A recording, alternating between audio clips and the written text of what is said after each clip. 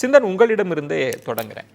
இந்த அதானி மீதான குற்றச்சாட்டு அமெரிக்க நீதிமன்றம் பிடிவாரண்ட் பிறப்பிச்சிருக்கிறாங்க. இதில் அதானி தரப்பு சொல்வது, குற்றம் நிரூபிக்கப்படாத வரைக்கும் நாங்கள் நிரபராதி தான், நாங்கள் வெளிப்படைத்தன்மையோடு தான் இருந்திருக்கோம் அப்படின்னு சொல்வதும், பாஜக தரப்பில் என்ன சொல்கிறாங்கன்னா, இன்னும் ட்ரம்ப் பதவியேற்காத நிலையில் இந்த குற்றச்சாட்டு எங்களுக்கு சந்தேகத்தை கலப்புது அப்படின்னு. இந்த ரெண்டு நிலைப்பாட்டை எப்படி பார்க்குறீங்க?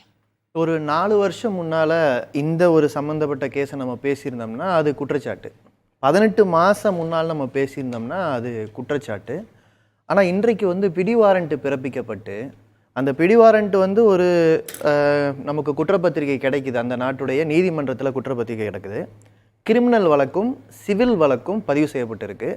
அந்த நாட்டுடைய பங்குச்சந்தை ஒழுங்குமுறைப்படுத்துகிற அமைப்பும் அதே மாதிரி இதுபோல் அந்த நாட்டில் ஒரு சட்டம் இருக்குது, வெளிநாட்டில் லஞ்சம் கொடுக்குற அப்படி கொடுத்துட்டு உள்நாட்டில் முதலீடு திரட்டக்கூடாது, அமெரிக்காவில் முதலீடு திரட்டக்கூடாது. அந்த சட்டத்தின் கீழ் ஒரு கிரிமினல் வழக்கு, இந்த கிரிமினல் வழக்கில் முதல் குற்றவாளிங்கிற பேர் தான் கௌதம் அதானியில் ஆரம்பித்து 7 பேர் வரும்போது நம்ம எல்லாருமே சம்மந்தப்பட்ட நிறைய பேர் வந்துடுறாங்க. அப்போ இது வெறுமனே குற்றச்சாட்டுன்னு பேச முடியாது. ஆனால் என்ன கேள்வினா, அமெரிக்க நீதிமன்றத்துக்கு கவலை அமெரிக்காவிலேருந்து இன்வெஸ்ட்மெண்ட் திரட்டினாங்க, வேற நாட்டில் லஞ்சம் கொடுத்தாங்க, அவ்வளோதான்.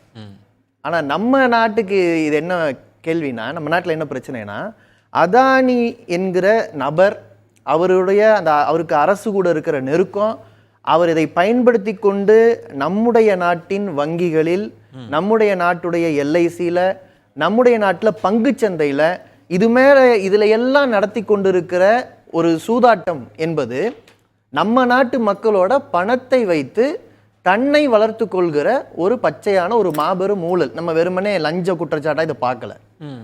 இப்போ இந்த விஷயத்தை நாங்கள் இவ்வளவு சொல்கிறோமே, நாடாளுமன்றத்தில் விவாதிக்க கூட தயாராக இல்லாத பாஜக தன்னுடைய செய்கையின் மூலமாக இன்றைக்கு உலக அரங்கில் இந்தியாவை அவமதித்து, இந்தியாவின் ஒழுங்குமுறை ஆணையத்தின் மீது ஒரு அவநம்பிக்கையை கொண்டு வந்து இது ஒரு நாட்டை விற்கிற வேலை பண்ணாங்க. உண்மையிலேயே நாட்டுப்பற்று இருக்கும் நமக்குன்னா பாஜகவை சாதாரணமாக எதிர்க்கக்கூடாது. பாஜக செய்திருக்கிற இந்த தவறு ஒரு தனிப்பட்ட முதலாளி, ஏன்னா நீங்கள் 2014 பிறகு தான் ஒரு உலக பணக்காரர் வரிசைக்கெல்லாம் வராரு. அதுக்கு முன்னால் ஒரு பணக்காரர் இருந்திருக்கலாம், சில தொழில் செஞ்சுருக்கலாம். ஆனால் அதீத வளர்ச்சியும் அந்த வளர்ச்சிக்கு ஸ்டேட் வங்கி உள்ளிட்டு பல அரசு துறை நிறுவனங்களுடைய ஆதரவு, அரசின் ஆதரவு எல்லாம் இருந்தது என்பது ரொம்ப அவலமான விஷயம். நாங்கள் செபி விசாரிக்கணும்னு கேட்டோம், ஒரு கூட்டு நாடாளுமன்ற குழு தான் வேணும்னு கேட்டோம்.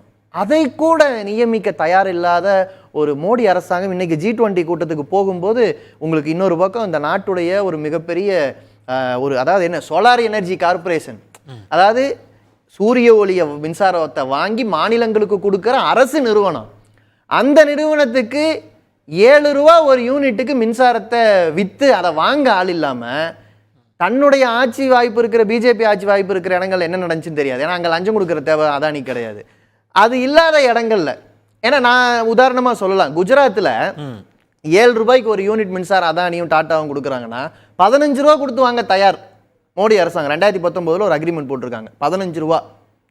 அப்போ எங்க தனக்கு வாய்ப்பு இல்லையா, எங்க அதிகாரிகளை வளைக்கிறதுக்கு கையூட்டு கொடுக்கறது. கையூட்டு கொடுத்ததுல மாட்டிட்டீங்க, ஊழல்ல மாட்டலை. அதுதான் நாங்க பேச வேண்டியது. ஏன்னா கையூட்டு கொடுத்ததுல கூட நீங்க உள்நாட்டில் மாட்டலை.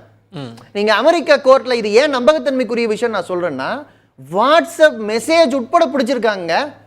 2023 மார்ச்ல பிடிச்சிருக்காங்க. இந்திய ஊடகங்கள், ப்ளூம்பெர்க்ல செய்தி வந்திருக்கு, ஆனா இந்திய ஊடகங்கள் எடுக்கல. ஏன்னா அதானி சுத்திலே ஒரு பெரிய ஒரு பாதுகாப்பு வளையத்தை வச்சிருக்காரு.